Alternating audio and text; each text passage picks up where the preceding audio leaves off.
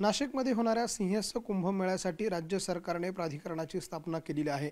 मात्र या प्राधिकरणामध्ये पुन्हा एकदा साधू महंतांना डावलण्यात आलेलं आहे. साधू महंतांची मागणी होती की या प्राधिकरणामध्ये काही साधू महंतांचा देखील सहभाग असावा. याचं कारणही तेच आहे की या कुंभमेळ्याला फेस करत असताना या कुंभमेळ्यासाठी ज्या साधू महंतांचा समावेश करावा अशी मागणी होती. त्या साधू महंतांनी अनेक कुंभमेळे बघितलेले आहे आणि त्यामुळे त्यांचा अनुभव या प्राधिकरणाला उपयोगी पडेल आणि म्हणून त्यासाठी साधू महंतांची नेमणूक जी आहे ती या प्राधिकरणामध्ये असावी अशा प्रकारची मागणी होती. मात्र साधू महंतांचा सहभाग न करता केवळ शासकीय अधिकाऱ्यांची नेमणूक करत 22 लोकांची एक प्राधिकरण समिती जी आहे ती तयार करण्यात आलेली आहे. यावरती साधू महंतांचं नेमकं काय म्हणणं आहे हे आपण जाणून घेणार आहोत. आपल्यासोबत सागरानंद महाराज आहेत.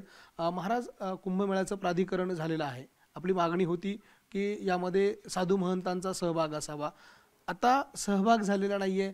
नेमकी ही मागणी का होती आणि आता पुढची भूमिका आपली काय असणार आहे? सिंहस्थ प्राधिकरण जे स्थापन झालेलं आहे याच्यामध्ये साधूंचा सहभाग नाही आहे.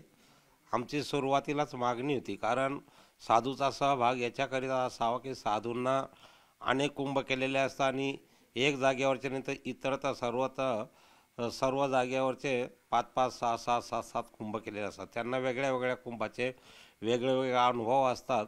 तर यांचा अनुभव हा उपयोगी पडत असतो. त्यामुळे साधूंना घेणं गरजेचं होतं. यांनी घेतलं नाही तर ठीक आहे, आम्ही याच्यापुढे शासनाकडे याचा पाठपुरावा मागणी करत राहू. आणि यात विशेष म्हणजे की अहिल्यानगरच्या जिल्हाधिकाऱ्याला का घेतलं, कशासाठी घेतलं हे आमच्या कळण्याच्या पलीकडचा विषय आहे.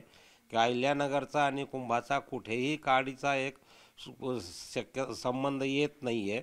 आणि विभागीय आयुक्त असताना अहिल्यानगरचा जिल्हाधिकारी का असावा की ते असू नये, हे सुद्धा आमची त्याच्याबरोबर मागणी राहील.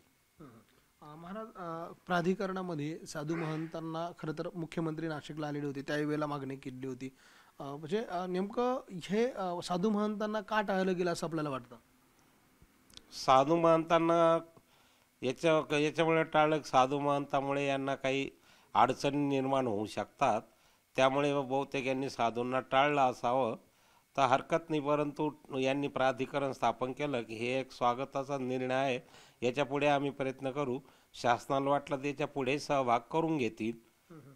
महाराज, एक महत्त्वाचा मुद्दा, की आपण गेल्या वेळेला ज्या वेळेला मुख्यमंत्री आले त्या बैठकीत मागणी केलेली होती की नाशिकसाठी जो कुंभमेळा होतोय प्रयागराजच्या धर्तीवर एक स्वतंत्र निधी जो आहे तो केंद्र सरकार आणि राज्य सरकारने जाहीर करावा. मात्र अद्यापपर्यंत कुठलाही निधी जो आहे तो ना केंद्र सरकारने जाहीर केला आहे ना राज्य सरकारने जाहीर केला आहे. केवळ कामांना निधी अपूर्ण पडणार नाही असं मुख्यमंत्री सांगताय. तुम्ही समाधानी आहात त्यांच्या या वक्तव्यावर? नाही, निधी यांच्याकडे दिसतच नाही. समाधानी याच्यामुळे नाही की यांचे कामच जमिनीवर आणखीन दिसून नाही राहिले, हे दिसायला पाहिजे. त्यामुळे एक संभ्रम अवस्था आहे की शासनाकडे पैसाच उपलब्ध आहे की नाही. पैसा उपलब्ध नसेल तर यांनी केंद्र सरकारकडे त्वरित पैसा मागावा. कारण आम्ही वेगळ्या वेगळ्या समाज माध्यमाच्या याच्यातून बघतोय की यांच्याकडे पैशाचीच कमी दिसते, की वेगळ्या वेगळ्या विभागाचे वेगळे वेगळे निधी इतरत्र वळवले जातात, की पैशाची कमी दिसते. याच्यामागे हे सुद्धा एक कारण असू शकतं.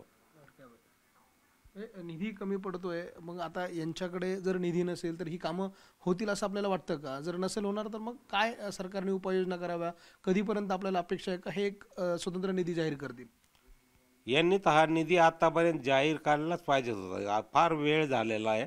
कारण आपल्याकडे सिंहस्थ लागायला ऑक्टोबर 2026 सिंहस्थ लागतोय आणि आता 2025चा जून महिना आहे. म्हणजे आपल्या जास्तीत जास्त 16 महिने आणि 16 महिन्यापैकी 8 महिने पावसाळ्याचे, 8च महिने यांच्याकडे कामासाठी अवधी शिल्लक आहे. तर त्यामुळे 8 महिन्यामध्ये एवढे मोठे यांच्याकडे चॅलेंज आहेत, हे कसे काय पेलवतील हा एक प्रश्न निर्माण होऊ शकतोय.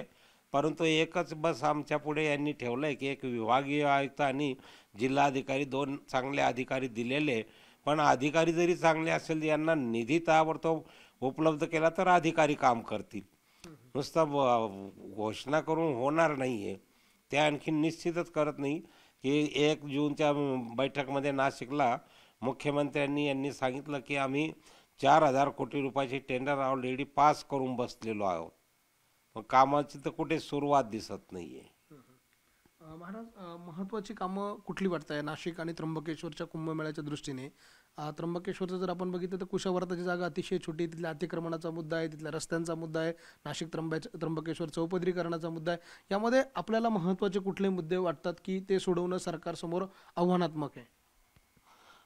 त्र्यंबकेश्वरमध्ये अनेक मुद्दे, रस्त्याचे प्रश्न आहेत, घाटाचे प्रश्न आहे, पार्किंगचे प्रश्न आहे, साधुग्रामच्या जागेचा प्रश्न आहे आणि पाणी पुरवठ्याचा विस्ताराचा प्रश्न आहे. एवढ्या मोठ्या संख्येने लोक येणार आहे, पाण्याच्या नवीन पाईपलाईन टाकावं लागतील आणि नवीन विस्तारित मोठ्या प्रमाणामध्ये पाणी पुरवठ्याची परत व्यवस्था यांना करावी लागेल. मी 1 जूनच्याच बैठकीमध्ये सांगितलं होतं, तुम्ही कुंभामध्ये कुठलेही कामं करत असताना पुढील किमान 25-50 वर्षाचा विचार करून ते कामं केले पाहिजे की त्याच्यामुळे तुम्हाला परत 12 वर्षांनी 30 कामे परत करावी लागणार नाही. परंतु नेहमी दर कुंभामध्ये कुंभ पास करून घेतात आणि तीच वेळ ते परत येणाऱ्या 12 वर्षानंतर नवीन सगळी कामं परत करावी लागतात. नाशिक त्र्यंबक रस्त्याचं विस्तारीकरण व्हावं अशी देखील मागणी होती. वाटतं आपल्याला इतक्या कमी वेळेत ते विस्तारीकरण होईल आणि जर झालं तर त्याचा फायदा काय आहे? ही मागणी नेमकी का होती? ही मागणी असं की रस्ते चांगले असल्यामुळे येण्या जाण्याचा वेग वाढतोय, लोकांचा वेळ वाचतोय. हल्ली सर्वत्र देशामध्ये आमच्याकडे दळणवळणासाठी रस्ते, महामार्ग हे मोठ्या प्रमाणामध्ये निर्माण होत आहेत. तर एवढा सिंहस्थ होणार असताना नाशिक त्र्यंबकेश्वर रस्त्याची गरज आहे की आणि परंतु आता कालावधी पाहता आणि यांना जमीन वगैरे अधिग्रहण करायचं थोडेसे धुसूर अशी शक्यता वाटते की इतक्या लवकर हा रोड तयार करून आम्हाला उपलब्ध करून देतील. महाराज, नाशिकला समृद्धी कनेक्ट झाला आहे. या कुंभमेळ्यामध्ये समृद्धीचा फायदा नाशिकच्या कुंभमेळ्याला होईल असं आपल्याला वाटतं का? कारण आणखी एक त्याच्यामध्ये अडसर म्हणजे तो घोटीचा टोल नाका, ज्यासाठी अतिरिक्त पैसे लोकांना द्यावे लागतात. केवळ 6 किलोमीटरसाठी 140-50 रुपये द्यायचे आणि पुन्हा समृद्धीचे पैसे मोजायचे आहे.